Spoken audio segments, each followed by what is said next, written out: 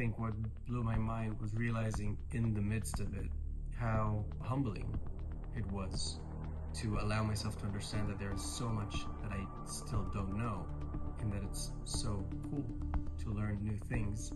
It could be in the age of 40, 50, 60, 70, 80, 90, 100.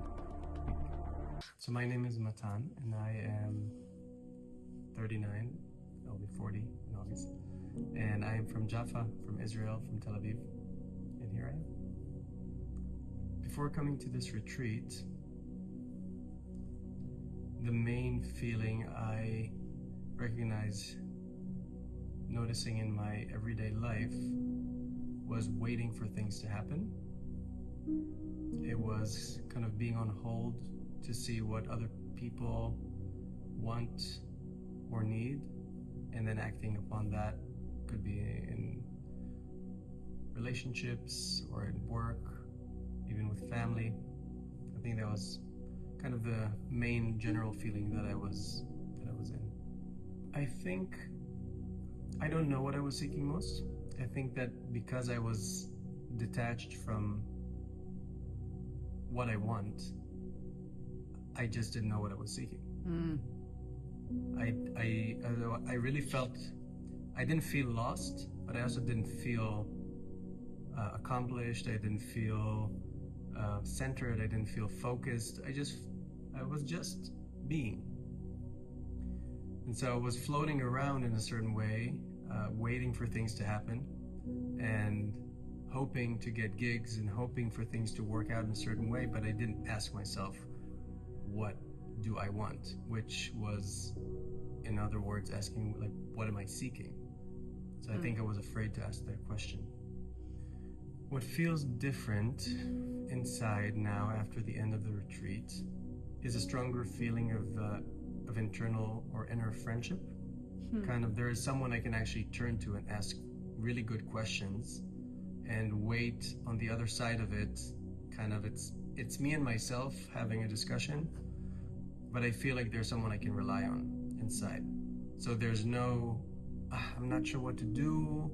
I don't know what I should do next. Like, it's kind of vague. I feel like now there's more certainty in knowing that there is something to do, but feeling more confident in a way, feeling more confident knowing that there is an answer, but it's not going to show itself by itself. You have to be actively searching for it, or letting it know that you're searching for it so it can kind of come up. My main breakthrough is learning how to ask the right question. Asking the right question, I will say, first of all, working in an organized manner in this retreat is something that really helped me not only work on the greater map of my life, but also in the methods, the fact that there is order and that it's there. I can choose if I want to tap into the order and work with it and see if it works, or maybe I'm afraid of this organization. And I think for a long time I was kind of afraid of order, because I really trusted that it's just going to work out. And in this order, the idea of, first of all, asking the big question, like, what is my vision? What do I want? Even if it's the smallest thing, like, what is my vision? I want to have ice cream right now. That could also be a vision for the near future. It doesn't have to be my vision as I want to live in a chateau in France and like have 6 kids and 2 dogs and a Ferrari and a Land Rover, which is actually kind of nice. What surprised me most about this retreat was moving through the doubt that I had that this retreat would not work. I thought that it would not work. I thought that I already know what's going on, that I know the methods, that I already did one retreat, like, I got it. And I think what blew my mind was realizing in the midst of it how humbling it was to allow myself to understand that there's so much that I still don't know, and that it's so cool to learn new things. It could be in the age of 40, 50, 60, 70, 80, 90, 100.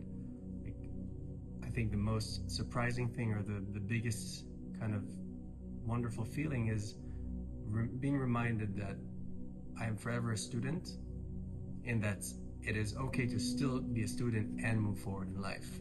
Like, do big things, stay a student. Do big things, remain a student. Like, I think the learning curve, and yeah, realizing that there's a lot to learn.